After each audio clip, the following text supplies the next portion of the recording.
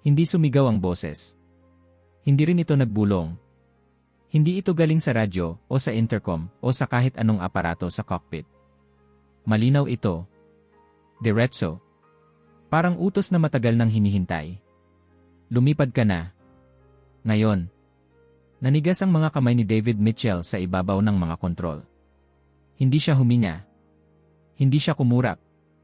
Sa loob ng ilang segundo, parang huminto ang buong mundo, at ang tanging umiiral ay ang tunog ng sariling tibok ng kanyang puso, mabigat at mabilis na parang may babala. Walang ibang tao sa cockpit maliban sa kanya at sa co-pilot niya. Alam niya yon. Kita niya yon. Ramdam niya yon. Walang babae. Walang bisita. Walang dahilan para may marinig siyang boses. Pero naroon iyon. Lumipad ka na. Ryan, pause niyang sabi, halos hindi makilala ang sarili niyang tinig. Tumigil si Ryan Torres sa ginagawa. Yes, Captain. May narinig ka ba? Napatingin si Ryan sa paligid, mabilis pero kalmado, sanay sa kakaibang tanong sa loob ng eroplano. Narinig? Ano po? Walang sagot si David. Hindi dahil ayaw niya, kundi dahil wala siyang salitang magpapaliwanag sa nararamdaman niya. Paano mo sasabihin sa isang tao na may narinig kang boses sa isang lugar na idinisenyo para maging tahimik, kontrolado, at eksakto? Dagdag pa roon, may isa pang bagay. Amoy rosas. Malakas. Preskong presko. Hindi pa bango. Hindi air freshener. Tunay na rosas, parang may naglagay ng isang buong hardin sa loob ng cockpit. Napalunok si David. Sumikip ang kwelyo ng uniforme niya habang unti-unting bumabalot ang init sa katawan niya, kahit naka-on ang air conditioning. Mainit ba dito? Tanong niya, pilit na pinapanatiling normal ang boses. Umiling si Ryan. Okay lang naman po. Normal lahat ng readings. Normal. Iyon ang salitang palagi niyang inaasahan. Normal ang mundo ni David Mitchell. Palaging normal. 21 taon siyang piloto, at ang kagandahan ng trabaho niya ay ang pagiging predictable nito. Checklist. Protocol. Proseso. Kapag sinunod mo ang lahat, ligtas ka. Hanggang sa sandaling iyon. Mula sa labas ng cockpit window, tanaw niya ang galaw ng paliparan. Mga ground crew na naglalakad ng mabilis, mga ilaw na kumikislap, mga pasaherong nagsisidatingan. Isang karaniwang Martes ng Setyembre. Full flight. Walang indikasyon ng problema. Tiningnan niya ang relo. 13 minuto pa bago ang naka-schedule na takeoff. Lumipad ka na, ulit ng boses, mas mariin ngayon, parang hindi tumatanggap ng pagtanggi. Hindi siya naniniwala sa mga ganitong bagay. Hindi kailanman. Lumaki siyang nagsisimba dahil kailangan, hindi dahil gusto. Nang umalis siya sa bahay ng magulang niya, iniwan din niya ang pananampalataya. Hindi niya ito hinanap. Hindi niya ito kinailangan.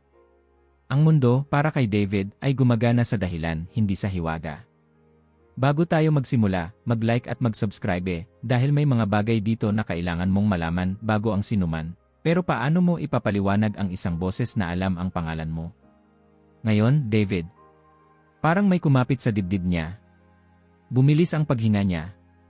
Pinahid niya ang pawis sa noo gamit ang manggas ng uniforme. Hindi ito panic attack. Alam niya ang pakiramdam ng takot sa emergency. Iba ito. Mas malinaw. Mas sigurado. Parang may isang katotohanang pilit pumapasok sa kanya. Captain, may bahid na pag-aalala ang boses ni Ryan ngayon. Okay lang po ba kayo? Lumapit si David ng bahagya sa kanya, sapat para marinig niya ang pabulong na sagot. Kailangan nating umalis ngayon. Napakunot ang noo ni Ryan. Sir, 9 minutes early pa tayo. Alam ko. May problema po ba sa aircraft? Lahat ng systems. Wala, mabilis na sagot ni David. Walang problema sa eroplano. Saglit na katahimikan. Tanging tunog ng mga makina sa labas ang maririnig. Kung ganoon, bakit? Ryan, putol ni David, at ngayon ay may kakaibang bigat ang tinig niya. Hindi galit. Hindi hysterical. Kundi desperadong malinaw. Kailangan mo akong pagkatiwalaan. Matagal na tumitig sa kanya ang co-pilot. 6 na buwan pa lang silang magkasama, pero kilala na niya ang kapitan niya. Hindi ito ang tipo ng taong gumagawa ng padalos-dalos na desisyon. Hindi rin ito nagbibiro. Humihingi kayo ng immediate clearance, tanong ni Ryan, dahan-dahan. Tumango si David. Kinuha ni Ryan ang radyo. Tower, this is Captain Mitchell requesting immediate clearance for takeoff. Tahimik ang linya. Masyadong tahimik. Captain, sabi ng boses mula sa tower matapos ang ilang segundo, you're 9 minutes ahead of schedule. Is there an issue? Kinuha ni David ang mikropono. Operational reasons. I need clearance now. Isa na namang katahimikan. Ramdam niya ang amoy ng rosas na lalong lumalakas, ang init na parang yumayakap sa kanya, hindi para saktan, kundi para itulak. Cleared for immediate takeoff. Hindi siya huminga hanggang marinig niya yon. Notify the cabin, utos niya. Mabilis na gumalaw ang lahat pagkatapos noon. Mga flight attendant na nagmamadali. Mga pasaherong nagtataka. Mga seatbelt na hinihigpitan. Mga reklamo. Isang umiiyak na bata. Isang taong nasa banyo pa. Pero sa loob ng 1 minuto, handa na sila. Itinulak ni David ang throttles. Umugong ang mga makina. Gumalaw ang eroplano, mas mabilis, hanggang sa wala ng lupa sa ilalim nila. Nang umangat ang eroplano, biglang nawala ang init. Humina ang amoy ng rosas. Parang may natapos na gawain. Tower, tawag ni David. Do you copy? Static. Ryan? Wala rin, sir. Napatingin si David sa bintana. At doon niya nakita ang usok. Makapal. Maitim. Umaakyat mula sa mismong lugar na kinaroroonan nila ilang minuto lang ang nakalipas. Walang nagsalita. Hindi na niya narinig ang boses. Pero alam niya, sa unang pagkakataon sa buhay niya, na may isang bagay siyang pinakinggan na hindi niya kailanman pinaniwalaan. At dahil doon, may 180 buhay na hindi na kailangang mamatay. Hindi agad dumating ang bigat ng nangyari. Sa unang mga oras matapos ang insidente, gumana pa rin si David Mitchell gaya ng dati. Parang makina. Parang sanay na sanay sa pagharap sa mga sitwasyong hindi dapat pinapairal ang emosyon. Nakapag-debrief siya. Sumagot ng mga tanong. Nakausap ang mga otoridad. Maikli, direkta, walang dagdag. Wala ring tanong pabalik. Hindi niya binanggit ang boses. Hindi ang init. Hindi ang amoy ng rosas. Hindi pa. Hindi niya alam kung paano. At sa totoo lang, hindi rin niya alam kung dapat ba. Sa hotel kinagabihan, naupo siya sa gilid ng kama, suot pa rin ang uniforme. Hindi niya agad hinubad ang sapatos. Hindi niya binuksan ang ilaw. Hinayaan lang niyang manatiling kalahating dilim ang kwarto, sapat para makita ang sariling mga kamay na nakapatong sa kanyang mga hita. Tahimik ang paligid. Masyadong tahimik. Doon niya naramdaman ang pagod. Hindi pisikal. Hindi rin mental. Isang pagod na parang matagal nang nakaipon, taon-taon, flight matapos flight. 21 taon. Iyon ang haba ng buhay ni David bilang piloto. 21 taon ng parehong tanawin mula sa itaas. Ulap. Ilaw. Runway. Mga lungsod na parang maliliit na mapa. Noong una, minahal niya yon. Ang pakiramdam ng kontrol. Ang ideya na habang ang iba ay nasa lupa, siya ay nasa ere, literal at simboliko. Doon niya nakilala ang sarili niya. Isang lalaking mahusay sa trabaho. Maaasahan. Tahimik. Hindi kailanman palpak. Captain Mitchell never makes mistakes. Ilang beses na niyang narinig iyon mula sa mga kasamahan niya. Mula sa mga supervisor. Mula sa mga bagong piloto na may halong paghanga at kaba kapag kasama siya sa flight. Hindi siya naging mentor. Hindi rin siya naging kaibigan. Kapitan lang siya. At sapat na yon. Hanggang sa hindi na. Naalala niya si Karen. Hindi niya sinasadyang maalala. Bigla na lang pumasok ang mukha nito sa isip niya, malinaw na parang katatapos lang nilang mag-usap. 15 taon silang nagsama. 10 taon ng kasal. 5 taon na silang hiwalay. Noong una, sinubukan ni Karen. Tinanggap niya ang late nights, ang biglaang tawag, ang mga biyahe na parang walang katapusan. Ganito talaga ang trabaho mo, palagi nitong sinasabi. Alam ko naman yan. Hanggang sa isang gabi, hindi na niya iyon sinabi. Sa halip, tahimik itong umiyak sa kusina habang nag-impact si David para sa isa na namang flight. Naroon si Emily sa kwarto, 9 na taong gulang noon, may hawak na drawing ng eroplano at isang stick figure na may nakasulat na Daddy. Hindi niya iyon nakita. O baka nakita niya pero pinili niyang huwag pansinin. May schedule siyang susundin. May responsibilidad siyang mas malaki kaysa sa isang gabi sa bahay. Iyon ang sinabi niya sa sarili niya noon. Ngayon, 15 taong gulang na si Emily. Nakatira kay Karen. Bihira silang mag-usap. Kapag nag-uusap man, maikli. Kumusta ang school? Kumusta ang health? Walang lalim. Walang tanong na maaaring magbukas ng sugat. Hindi niya masisisi ang anak niya. Kung may nagkulang, siya yon. Bumuntong hininga si David at tumayo. Hinubad niya ang uniforme at isinabit ng maayos, parang may kahalagahan pa rin kahit wala nang nakatingin. Pagkatapos ay naupo ulit siya, ngayon ay nakat-shirt na lang, mas magaan, pero mas hubad ang pakiramdam. Sa isip niya, bumalik siya sa cockpit. Hindi sa usok. Hindi sa boses. Kundi sa mukha ni Ryan. Ryan Torres. 28 taong gulang. 6 na buwan pa lang niyang co-pilot. Bata.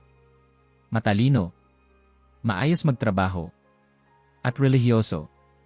Hindi niya alam kung bakit iyon ang laging una niyang naiisip kay Ryan. Hindi ang flying skills nito. Hindi ang disiplina. Kundi ang ugali nitong magdasal bago ang flight. Pinagdasal ko ang biyahe natin kanina, sabi ni Ryan kanina, bago pa magsimula ang lahat. Naalala ni David kung paano siya tumango noon, walang emosyon. Okay. Hindi siya nainis. Hindi rin siya natuwa. Wala lang. Para sa kanya, pareho lang iyon ng pagsusuot ng lucky socks o pagkatok sa pinto ng eroplano bago pumasok. Isang personal na ritual. Walang epekto sa realidad. O iyon ang akala niya. Kinabukasan, bumalik siya sa briefing room para sa susunod na flight. Parehong amoy. Parehong ilaw. Parehong mesa. Parang walang nangyari. Parang hindi siya nakarinig ng isang boses na hindi dapat naroon. Pumasok si Ryan na may dalang 2 kape. Morning, Captain, sabi nito, iniabot ang isa. Saglit na natigilan si David. Salamat. Tahimik silang umupo. Binuklat ang mga papeles. Sinuri ang ruta.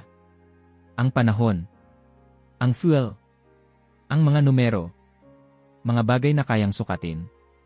Okay ka lang po ba kahapon? Biglang tanong ni Ryan, hindi tumitingin. Napatingin si David sa kanya. Bakit mo natanong? Kasi, huminga ng malalim si Ryan, hindi ko pa kayo nakitang ganoon dati. Ganoon paano? Parang may dinadala. Matagal bago sumagot si David. Lahat naman tayo may dinadala. Tumango si Ryan. Pero hindi lahat nakikinig.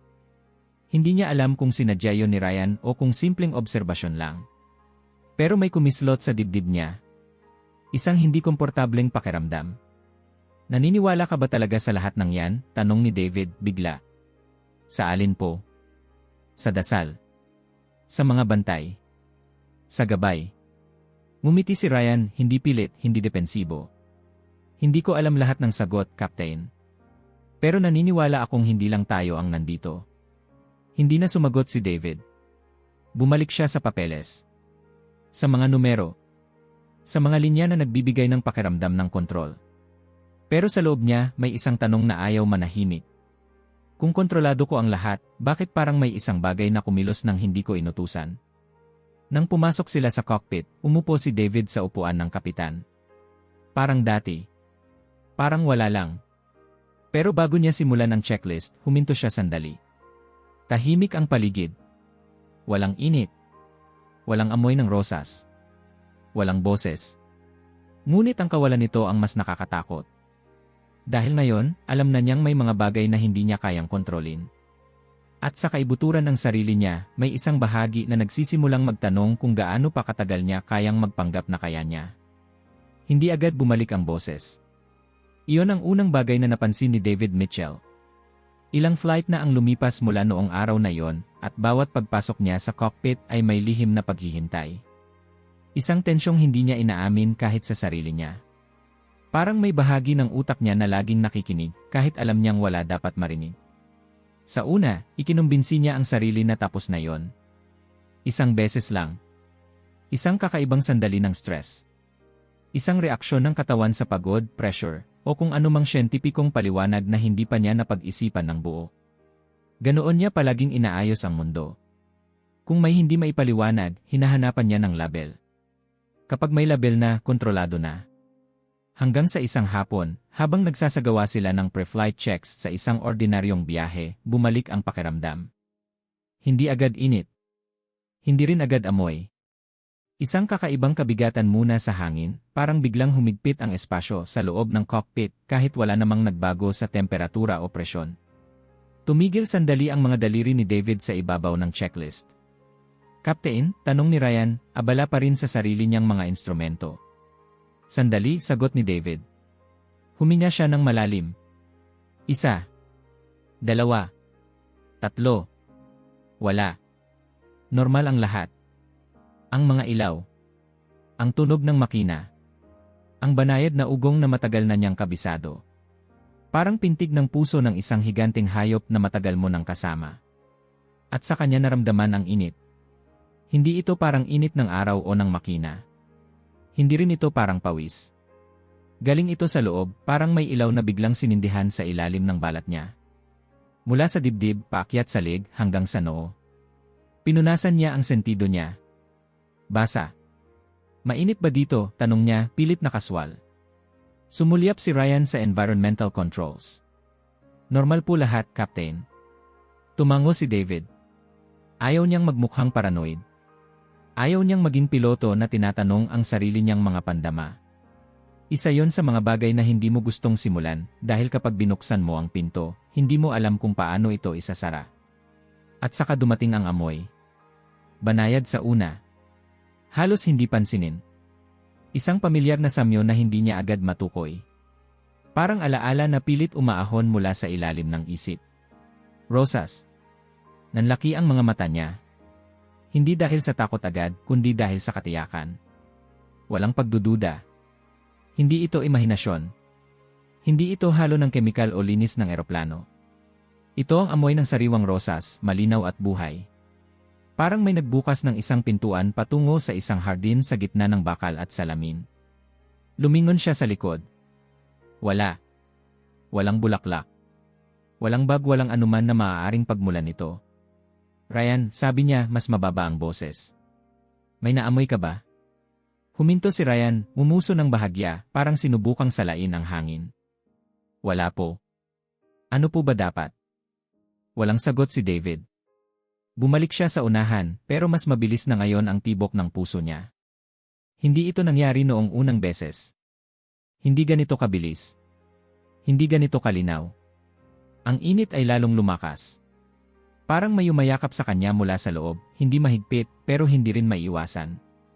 Parang sinasabi ng katawan niya na may darating. At hindi ka handa, bulong ng isip niya. "Captain, okay lang po ba kayo?" tanong ni Ryan, ngayon ay halatang may pag-aalala na. Bago pa siya makasagot, narinig niya ito. Hindi galing sa labas. Hindi rin galing sa loob ng ulo niya, tulad ng karaniwang iniisip ng mga taong ayaw maniwala.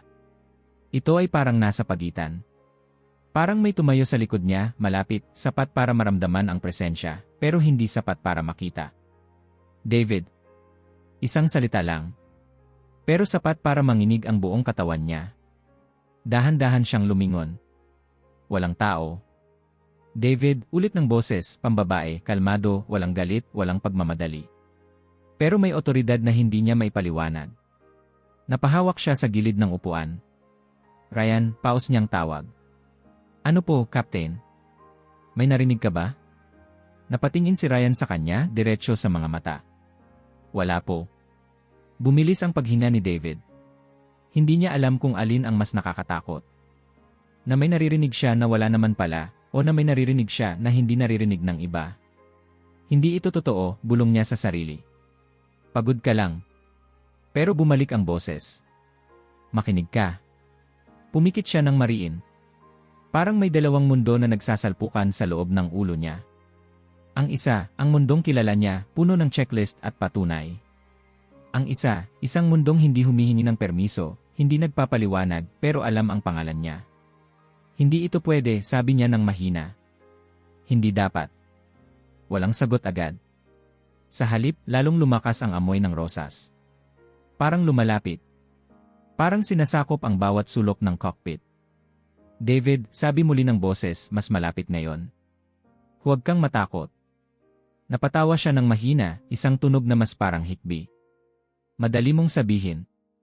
Captain, halos pabulong na si Ryan ngayon. May problema po ba? Tumingin si David sa kanya. Sa batang mukha. Sa mga matang puno ng tanong. At biglang naramdaman niya ang matinding pag-iisa. Wala siyang masasandalan. Wala siyang mapagsasabihan. Walang protokol para sa isang kapitan na nakakarinig ng boses na alam ang pangalan niya. Okay lang, pilit niyang sabi. Continue.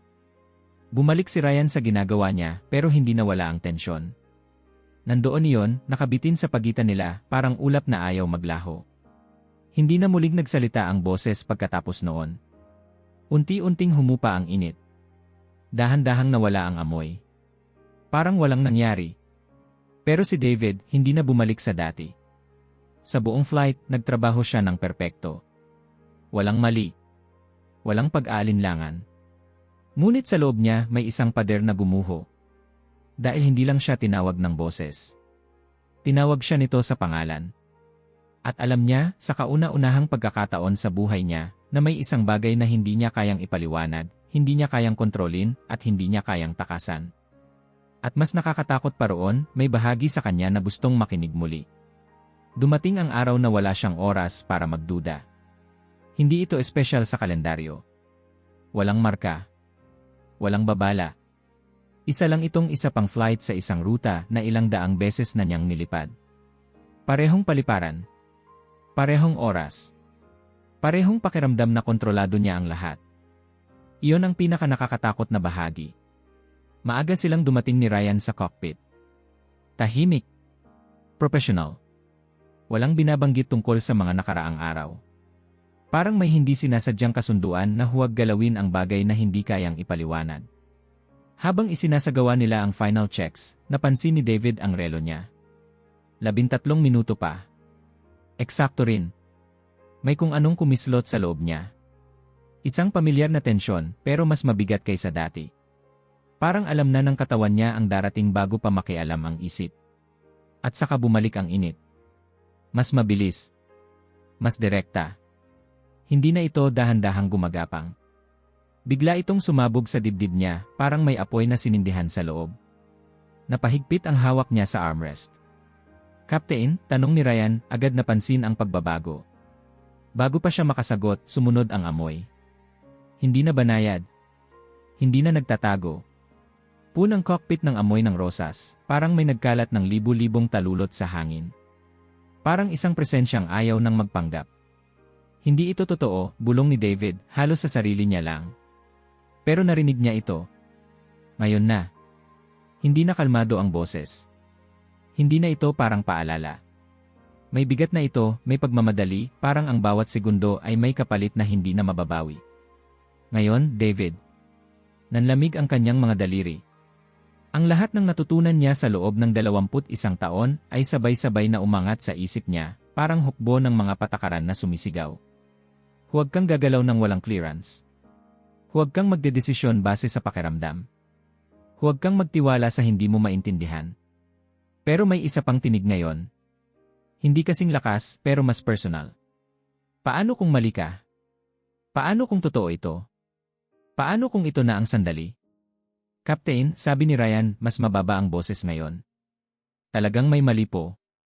Tumitig si David sa mga instrumento. Lahat berde. Lahat normal. Walang warning. Walang alarma. Walang kahit anong pisikal na dahilan para umalis ng mas maaga.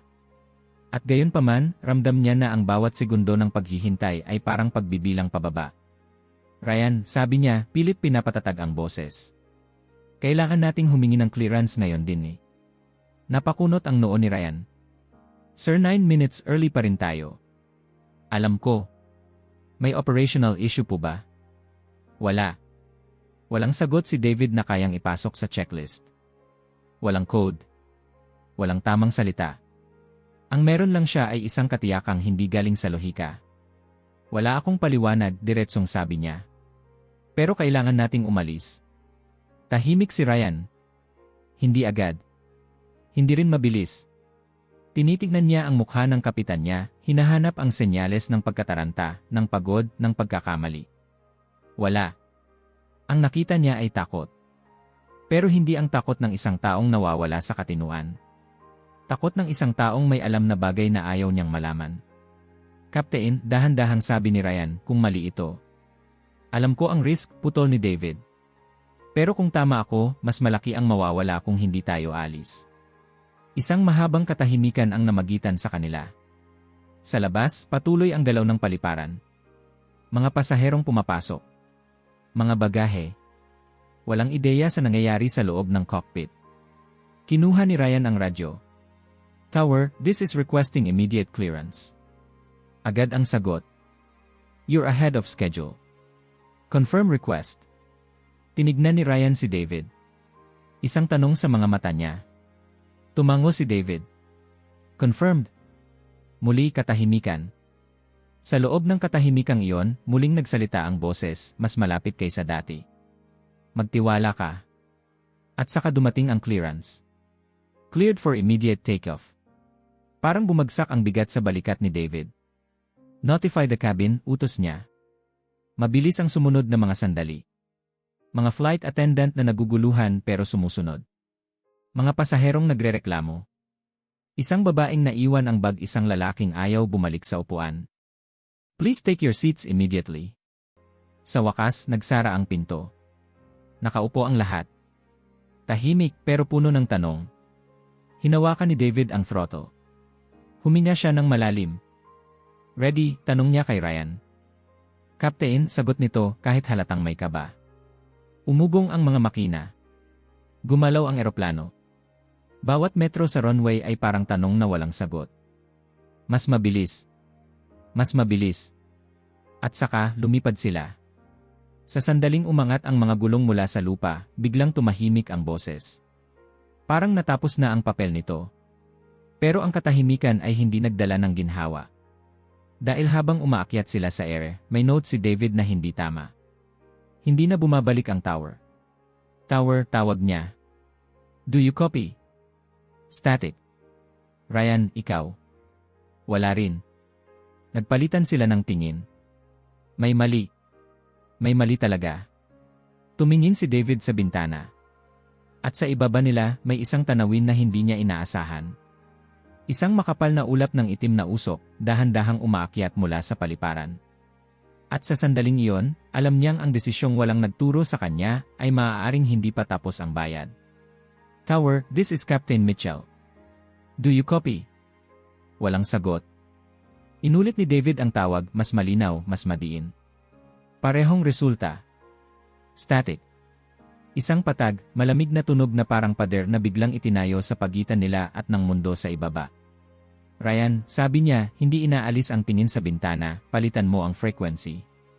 Ginawa iyon ni Ryan agad. 1, 2, 3. Wala. Walang boses. Walang kumpirmasyon. Walang kahit anong senyales na may nakikinig.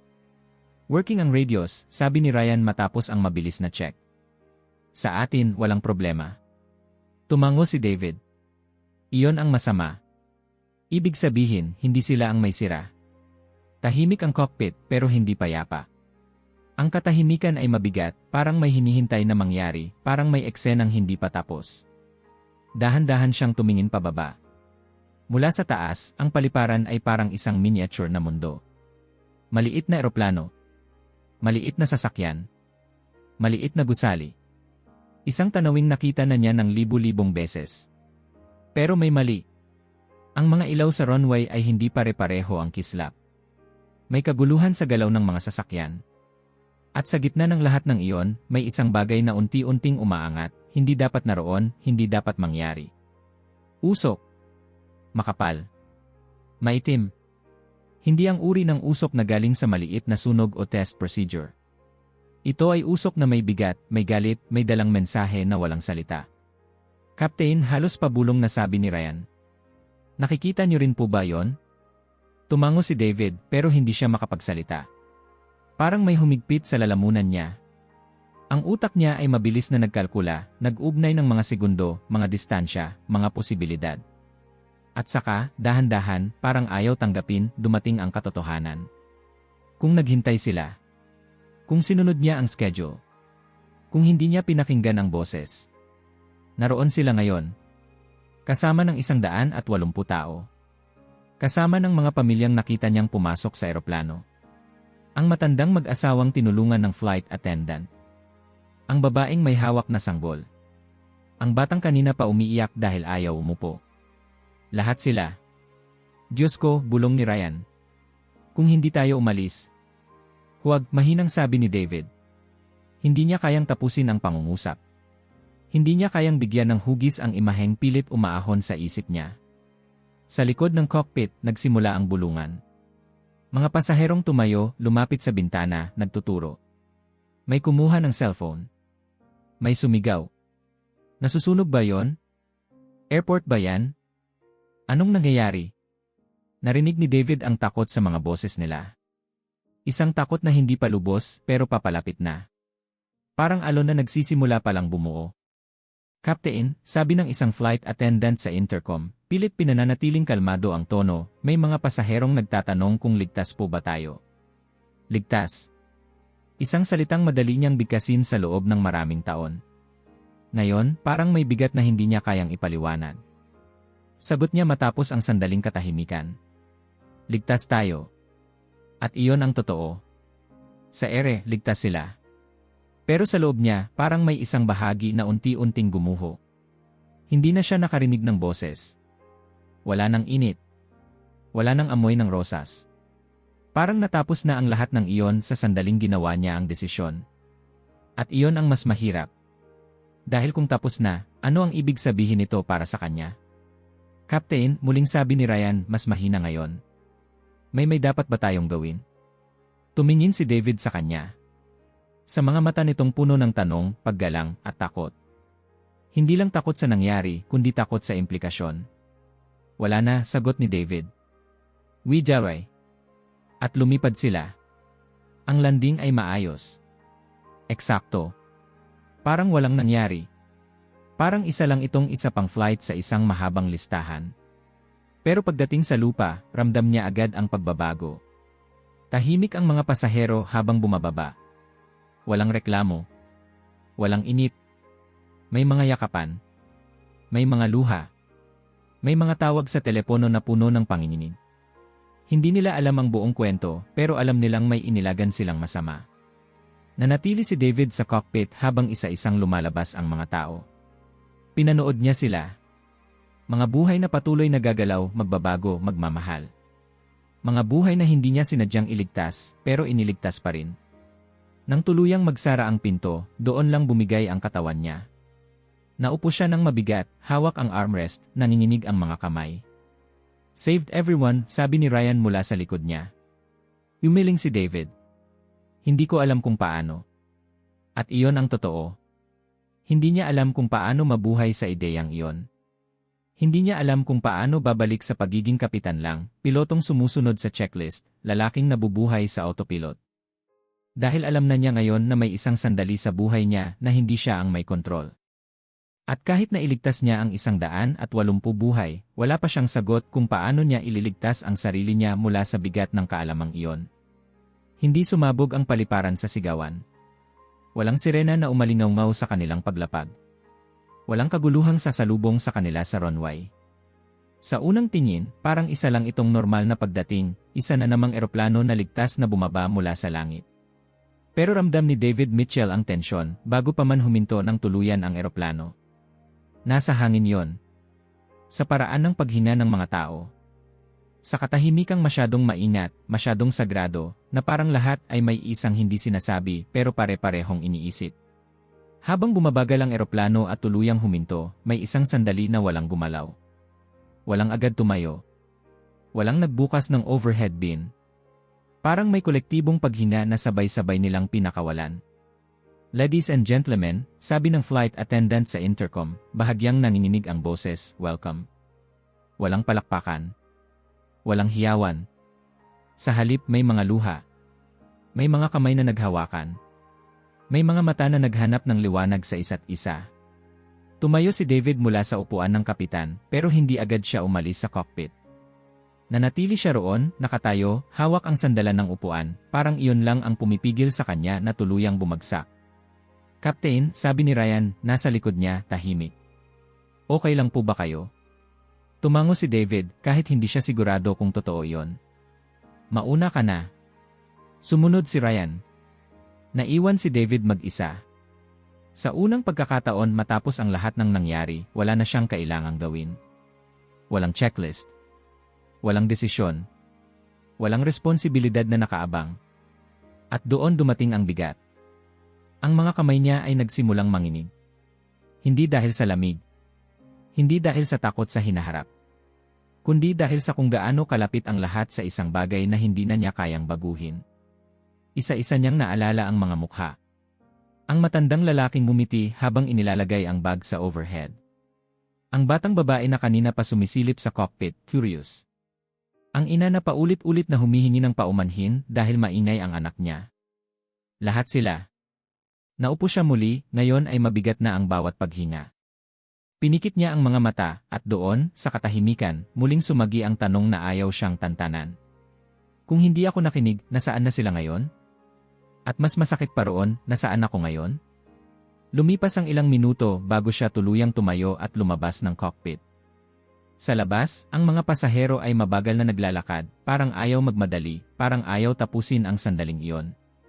May ilang tumingin sa kanya. May ilang tumango. May isang babaeng huminto sandali. Salamat, sabi nito, mahina pero malinaw. Hindi siya sumagot. Hindi dahil ayaw niya, kundi dahil hindi niya alam kung ano ang isasagot. Sa hotel kinagabihan, doon tuluyang bumigay ang lahat. Hindi ito agad nangyari. Hindi dramatic. Walang biglaang pagyak sa sandaling isinara niya ang pinto. Sa halip, tahimik siyang pumasok, inilapag ang bag, at umupo sa gilid ng kama. Matagal. Walang ilaw. Walang tunog. Ang lungsod sa labas ay patuloy sa buhay nito, walang pakialam sa kung anong halos nangyari sa ere. Hinubad niya ang sapatos. Isa. Dalawa. Parang ritual. Pagkatapos ang uniforme. Maingat, parang may takot siyang magkamali kahit wala namang nanonood. Nang matapos, doon lang siya napayuko. Una, mabigat lang ang dibdib niya. Parang may bato roon.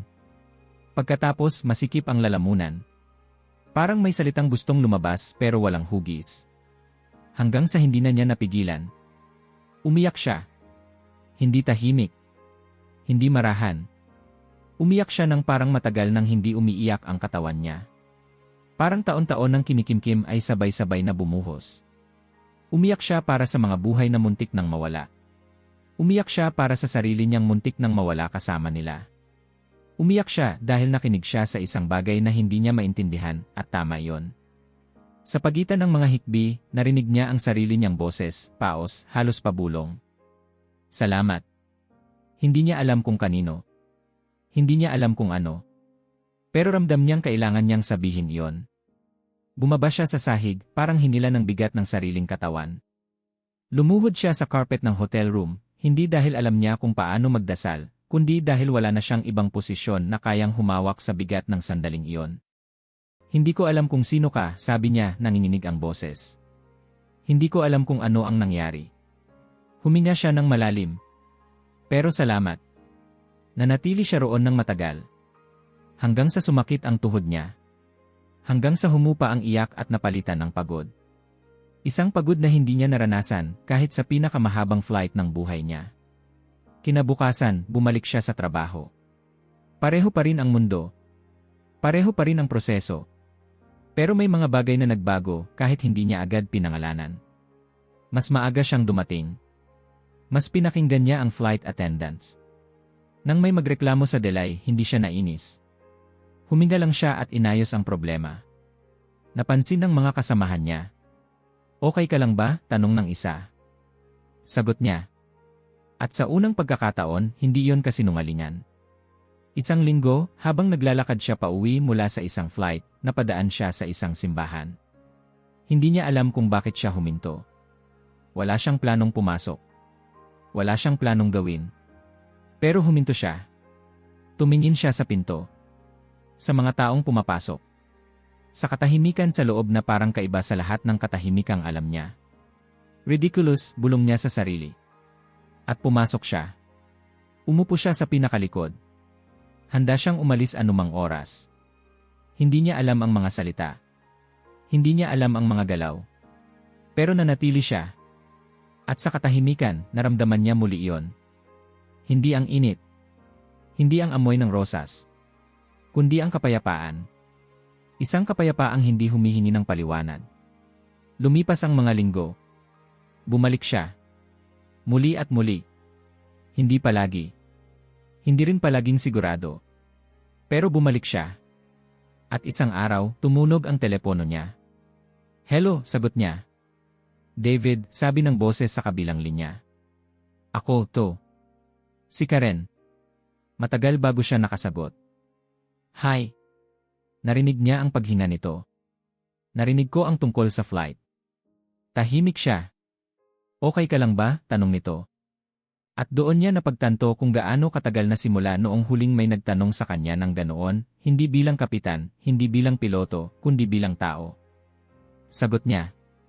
Okay ako. At sa pagkakataong iyon, totoo iyon. Hindi pa tapos ang lahat.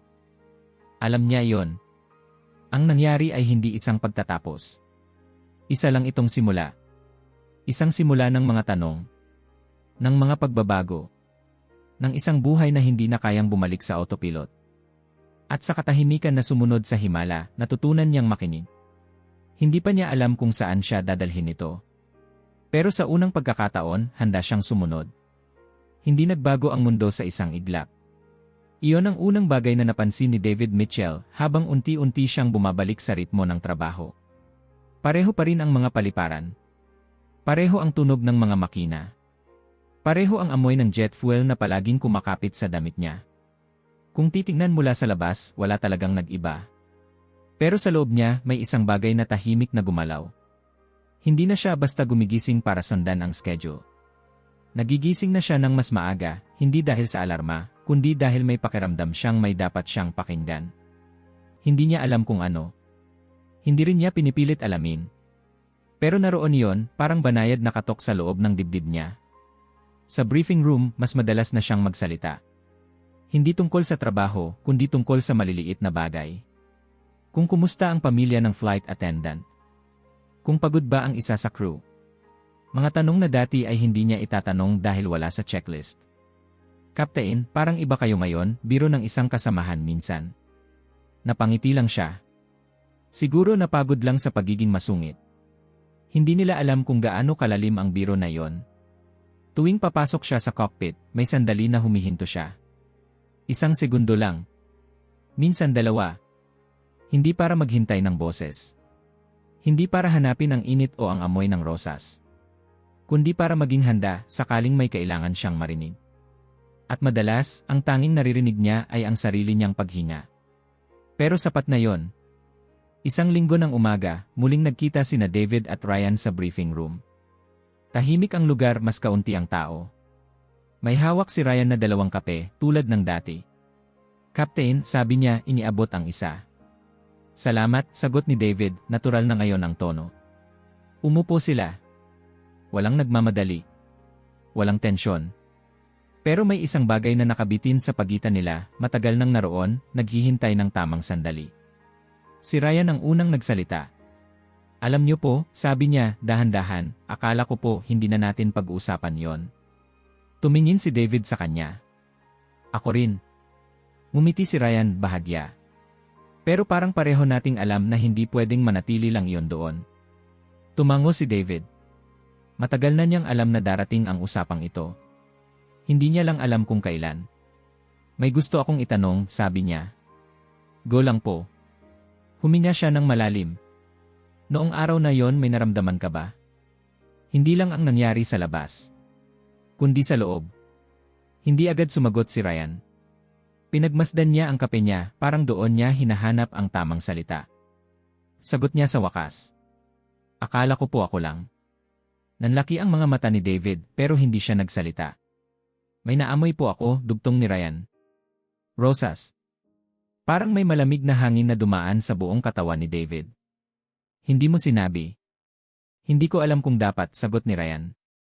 Baka isipin niyo pong guni-guni lang. Pero naroon po talaga. Wala akong makitang dahilan. Tahimik si David. Parang may piraso ng puzzle na biglang pumasok sa tamang lugar. May narinig ka ba? Tanong niya, halos pabulong. Umiling si Ryan. Wala. Pero naramdaman ko na may iba. Parang may kasama tayo. Hindi na nagtalo si David. Hindi na rin siya nagtangkang ipaliwanag. Sa unang pagkakataon, hindi niya kailangan ng paliwanag. Naniniwala ka ba, tanong niya, na may mga bagay na hindi natin kailangang maintindihan para maging totoo? Ngumiti si Ryan. Po. Minsan, sapat na ang maramdaman. Tumango si David. At doon niya naramdaman ang kakaibang gaan.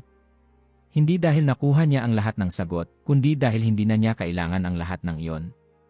Simula noon, hindi na niya iniiwasan ang mga sandaling tahimik. Hindi na niya tinatakasan ang mga tanong na walang agarang sagot. Kapag nagdarasal si Ryan bago ang flight, hindi na siya nagkukunwaring abala. Minsan, ipinikit din niya ang mga mata niya. Hindi siya nagdarasal sa paraang alam ng iba. Wala siyang mga salita. Wala siyang formula. Ang meron lang siya ay pasasalamat. At pakikinig. Unti-unti, bumalik din ang ibang bahagi ng buhay niya. Mas madalas niyang tawagan si Karen. Hindi para pag-usapan ang nakaraan, kundi para kumustahin ang kasalukuyan. Isang beses, humingi siya ng pahintulot na makipagkita kay Emily. Hindi madali. May katahimikan. May ilang sandaling hindi alam kung ano ang sasabihin. Pero nanatili siya. Nakinig siya. At sa pagkakataong iyon ang pinakamahalaga. Isang gabi, habang nag-iisa siya sa apartment, naisip niya ang unang sandali ng lahat ng ito. Ang init. Ang amoy. Ang boses na tumawag sa kanya sa pangalan.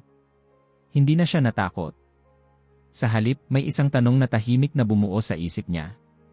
Ilang beses na ba sa buhay niya may isang bagay na nagsalita, at pinili niyang huwag pakinggan? Ilang pagkakataon na ba ang lumipas dahil mas pinili niya ang kontrol kaysa tiwala?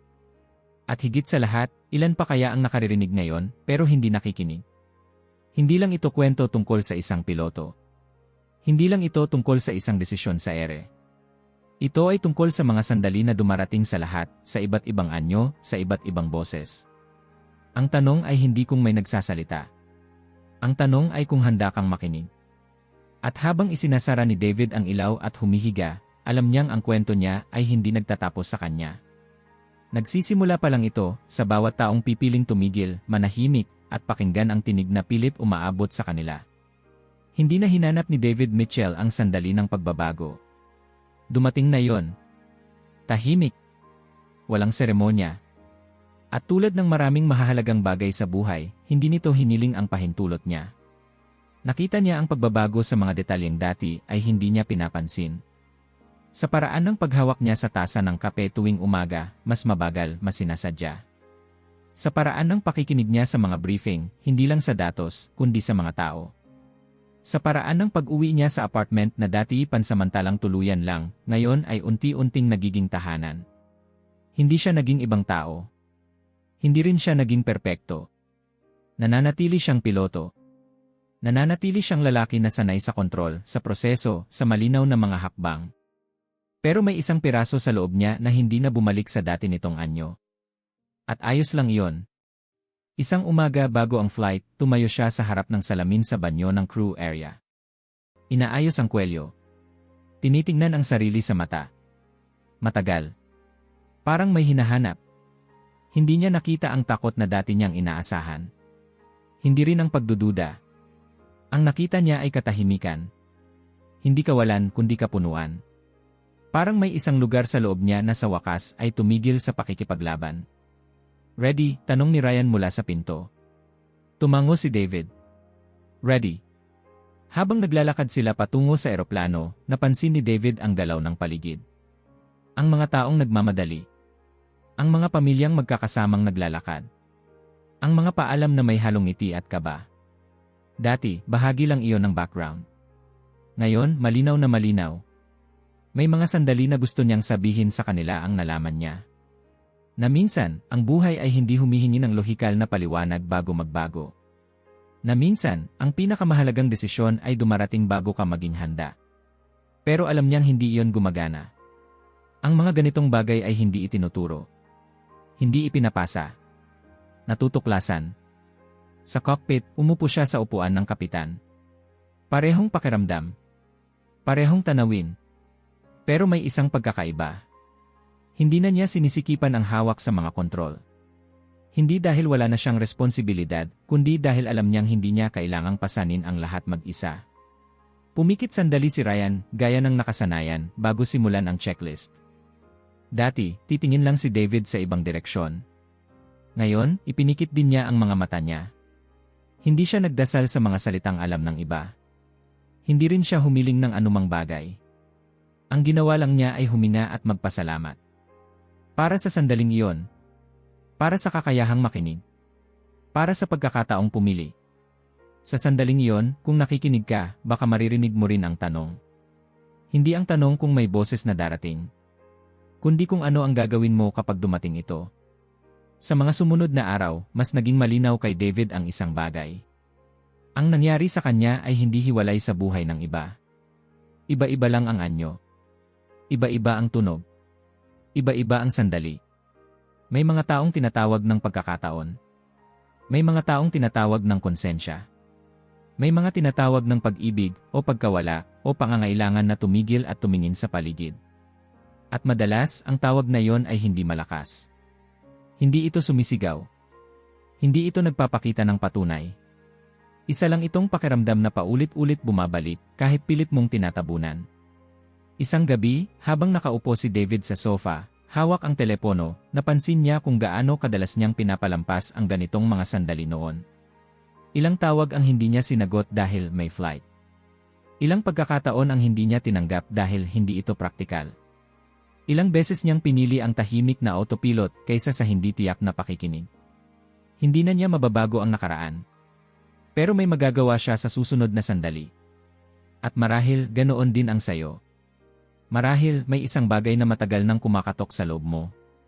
Hindi sa anyo ng boses, kundi sa anyo ng tanong na ayaw mawala. Isang ideya.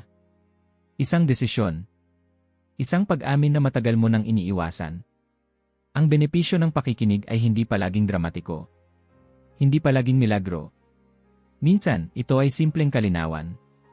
Minsan, ito ay tapang na hindi mo alam na nasayo pala. Minsan, ito ay pagkakataong piliin ang mas mahalaga kaysa sa mas madali. Kung may isang bagay na natutunan si David, ito iyon, ang buhay ay hindi naghihintay hanggang handa ka. Dumarating ito, nagtatanong at nagpapatuloy. Ang tanong ay, sasagot ka ba? Bago siya matulog, may ginagawa na siyang nakasanayan. Isang sandali ng katahimikan. Walang telepono. Walang ingay. Isang tanong lang sa sarili. Ano ang narinig ko ngayon at ano ang pinili kong gawin tungkol dito? Hindi palaging malinaw ang sagot. At natutunan niyang ayos lang iyon. Kung ang kwentong ito ay may iniwan sa'yo, kahit isang maliit na pakiramdam na hindi mo maipaliwanag, huwag mo itong itaboy agad. Manatili ka sandali. Isulat mo sa isip mo kung ano ang pumasok sa'yo habang nakikinig ka. At kung handa ka, mag-iwan ka ng isang salita. Isang salitang sumasalamin sa kung ano ang naramdaman mo. Hindi para sa iba. Para sa sarili mo. Kung nais mong manatiling bukas ang usapang ito, manatili kang nakikinig. May mga kwento pang darating. Mga sandali na magtatanong sa'yo ng mas direkta, mas personal. Hindi lahat ay may sagot. At marahil iyon ang punto. Dahil minsan, ang pinakamahalagang tanong ay hindi kung ano ang boses. Kundi kung pipiliin mo bang makinig kapag ikaw na ang tinawag. Kung naabot mo na ito, mag-iwan ng like at mag-subscribe dahil ang mga balitang tulad nito, ikaw ay dapat. Ang unang nakaalam.